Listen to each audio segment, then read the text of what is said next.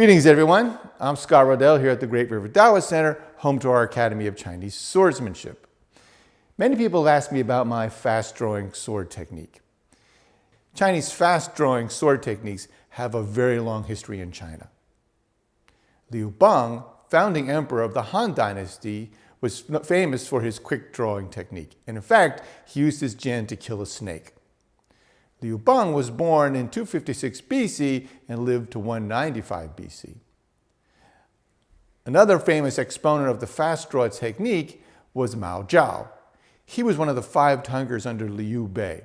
His technique was known as Mao Zhao, Zhi Chu Shu Fa, or literally Mao's drawing technique. Mao lived during the Eastern Han Dynasty from 25 to 220 AD. And Mao's drawing technique is mentioned in He Liangchen's book, The Zhenji. There are also a fair number of Qing Dynasty paintings depicting bannermen drawing their Dao.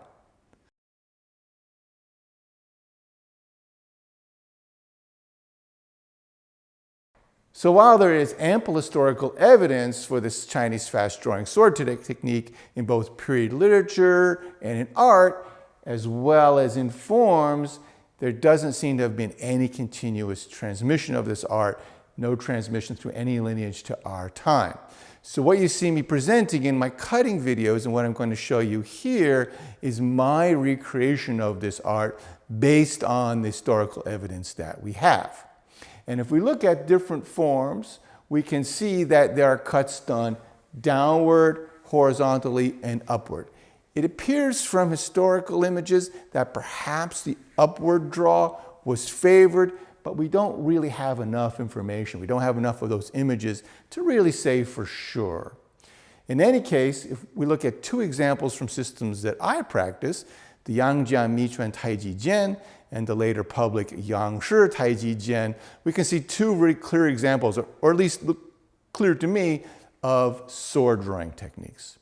The first one from the Jian Michuan Jian system comes from the first section of that form, and it's a P-cut where you're turning and intercepting. And if you look at the way that movement is presented in the form, there's no deflection before it. I'm just turning, spotting my Duifang, and intercepting with a P-cut, which would be debilitating. And it's this P-cut that you see me presenting in the candle cut video, where I trim a candle wick with a quick P-cut. First thing we want to pay attention to is that we're holding the scabbard, we're grasping it just below the guard. We're not holding it up over the guard, and we're not using our thumb in any way to loosen it or to pop it out of the scabbard. Just holding it just below. Remember, for the Chinese Jian, typically the guard slides over the very top of the scabbard. Certainly during the Qing period and most of the Ming period, this was the case. So if I'm here and my Duifang is attacking from an angle, this is again, I'm taking it right from the form. I'm going to be raising my arm and bringing the sword to my right hand, to my sword hand. And you turn and cut. Very simply. We take a look at that again.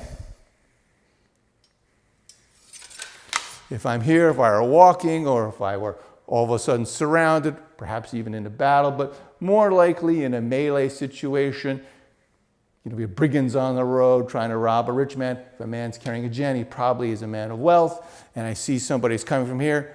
They're raising their hand. They've got a weapon. They're starting to raise it. And I just turn and cut. And come back. So that's the first example from forms that I personally train. Another example I think that people would be very familiar with is the phoenix spreads wings movement from the public Yangshi Taiji Jian form. In this movement, we see that the left hand is moving back as the right hand comes out and draws and delivers a G-cut. And just as with the P-cut example, I'm stepping in, I see a Duifang raising a weapon, bringing his hand forward in some fashion, clearly threatening me, clearly with a malice of intent. And so I'm going to deliver this G-cut to debilitate his sword arm before he can really get into the movement. So both of these movements, that P-cut example I just presented and this G-cut, G's going to cut from the side, are intercepting movements. I'm actively intercepting my Duifang. Again, remember, I'm taking the scabbard below the guard. It can be even further down than I have it here. It's not at the very top of the scabbard. It's just below the guard. And so here, my left hand is going to push back, helping me to clear the sword a little more quickly from the scabbard. My blade is going to come out with a twist of the waist, quick snap of the waist, turn my palm up and deliver a G cut. And this is the Phoenix spreads wings movement. So, and as I do that, I'm going to take a little step in. In the form, you may take a big step. It's hard to see how you're going to do that if a Dui Feng's approaching. You need to do this very quick, so it's going to be a small step. So I'm going to be here, and I bring my hand up and deliver the cut. And back. And one more time. Remember again, thinking my Dui Feng's coming from the angle here. I'm going to just take the sword, I'm going to bring it up into my hand, and quickly turning the waist, push back with the left, draw and cut with my right. And you see I'm in a good standard bow posture, just a small one. And then back and slide, reline up, and in. So the drawing and cutting is rather straightforward. Looking at period art, whenever we see this fast drawing technique presented with the Jian, the sword is always held, grasped right up at the very top of the scabbard. Interestingly, when we look at period images that show the fast draw, what looks to be a fast draw going on with the dao, the sword is grasped at the suspension band, about 30–40% down the scabbard. Why that is, we don't know. Again, this was not transmitted. There is no continual transmission of this art, so we don't know why Dao might have been drawn this way and Jian this way. Perhaps it was just a stylistic change. We honestly don't know that at this time. When it comes to rescabbarding, there are two possibilities. If I delivered my cut, what I like to do is come back and rest the base of my sword at the foot of the blade on my thumb.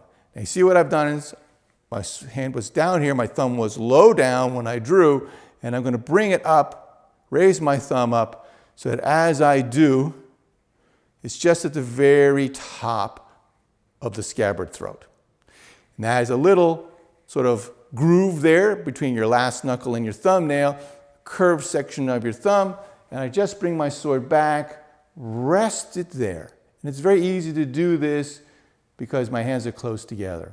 Then I can slide it on that groove, and I can see my sword in my peripheral vision, and I know I'm getting close to the tip. Then I look, line up the tip with the slot in the scabbard, with the throat, rotate them into alignment, and push the scabbard onto the blade. I don't push it in, push the scabbard back up onto the blade. So again, if we take a look at that, remember, I'm grasping below the guard, so my thumb is well down away from the blade as I draw and cut. Here, if I do the Phoenix spreads wings movement, so I sink in, step and cut, back to ready position, bring the blade down, rest it on that crook of my thumb, that little curved area between the last knuckle and the thumbnail. Then I can, without looking, so I can see it in my peripheral vision, but I suggest you do look if you're trying to try this at home, slide it down, bring that tip in line, rotate the scabbard and sword into alignment so they're straight, and slide the scabbard onto the blade. Let's take a look at it one more time, this time from a Liao cut. It's the same cut I use when I cut a flying arrow. So if I'm sunk in my position, ready to go, I'm going to bring my hand over real quick, draw a cut up, back to ready, and as I move in, bringing my thumb up into position. So as I start to move my blade back in, I'm raising my thumb up so that it's right at the top of the scabbard, just up, I'm not sticking it up higher, just at the top there, and you can feel it. You can feel where the top of your scabbard is, so that's not really a concern. Bring that, rest it there, slide it. I can see the sword in my peripheral vision. When I get to the end, I look, get the tip lined up with the scabbard, rotate the scabbard and sword into alignment, slide that back on. The second method of rescabbarding is to bring the tip of the Jian directly to the scabbard without first coming to the foot of the blade and sliding it along your finger. Here, if I start from my intercepting G cut, come back to my ready position, raise my thumb up a little bit, and then I'm going to watch the whole time, bring that tip very carefully, rest it on my thumbnail, then put that tip right in the scabbard slot, line them up, slide the scabbard back in. If you look at that one more time, this time I'll use the Phoenix Spreads Wings cut, so I'm nice and sunk. I'm drawing and cutting, back to ready, and I'm watching now the whole time. I come back, rest that on my thumbnail for the moment, line up the tip into the slot there, and then slide the scabbard back on. So, those are our two methods. I'm practicing this with a sharp Jian, the same sword you see me use in all my cutting videos. I'm going to set it down for a moment because if you're going to try this at home, if you'd like to develop this technique for your own practice, I think it's a real good idea to practice with a wooden sword first. Here I have a very nice wooden sword with scabbard that James Din made for me with a beautiful gold dragon painted on it. Nice thing about this, of course, is it's completely dull and I can't hurt myself. If you don't have one of these beautiful swords with wood scabbard, you can even just practice the techniques in general with a wood sword. Get the motions down, nice and slow, work on your precision, and then come back and do it really slow with your sharp sword. You may also want to consider wearing some kind of glove at first so that you don't cut yourself. Because if you do this, if you want to do this practice, like any sword drawing practice with a sharp blade, it's quite possible, you better assume it's going to happen, that you're going to cut yourself. And that could be serious. So keep that in mind. If you want to practice this, expect that at some point you're going to cut yourself, and that cut could be serious. All right, so we take a look at this with a wood sword. It's quite nice. Here I can do my cut. And then again, remember, I'm raising as I'm starting to come back. I'm lifting that thumb up and feeling. That's one of the things you want to get used to practicing. You want to make sure this is in your hand correctly. If it's too rotated, like this, it's awkward on the thumb. You have to have that set in your hand properly so that it sits right in there in your tiger's mouth. And it's quite easy to bring that thumb up into position. And you can feel with the edge of your thumb, you feel exactly where the top of your scabbard is. You don't need to look for that. Use your tactile sense. So you're in your ready position after having cut. You raise your thumb, bring your thumb up to the top of the scabbard, bring the hands together, rest it there. If you're doing this for the first time or just beginning, watch what you're doing. Slide that very carefully down your thumb. Get the tip lined up with the slot. Rotate the scabbard and blade into position. Slide the scabbard forward. All right, and there you are. Let's take a look at that again. This time I'll use a Liao cut. So I'm here ready. You can imagine an arrow being shot at you if you like. It's coming in. Boom, step and cut it. Back to your ready position. Come back, rest that on your thumb, right on that little crook there, that curved section between the knuckle and the thumbnail. Look at what you're doing because you're practicing, getting it down. Slide it down. Get the tip lined up, rotate them into position, slide the scabbard up on it. And one more time, let's do the Phoenix Spreads Wing movement this time. Nice and relaxed in your legs, bring your hand across and spring from your leg. Remember, you're going to push back the scabbard as you draw and cut.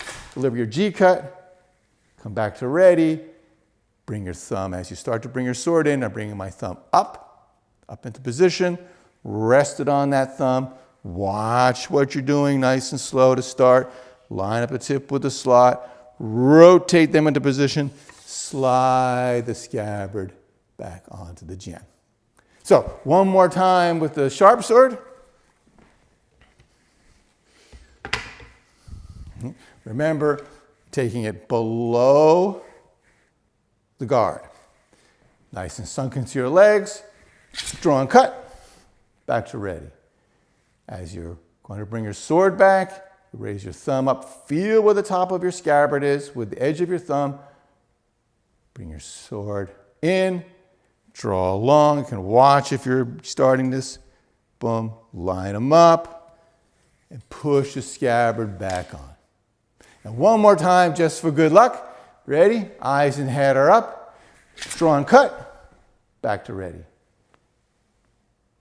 Feel what you're doing. Go nice and slow. There's no reason to rush the rescabbarding. I see the tips coming close.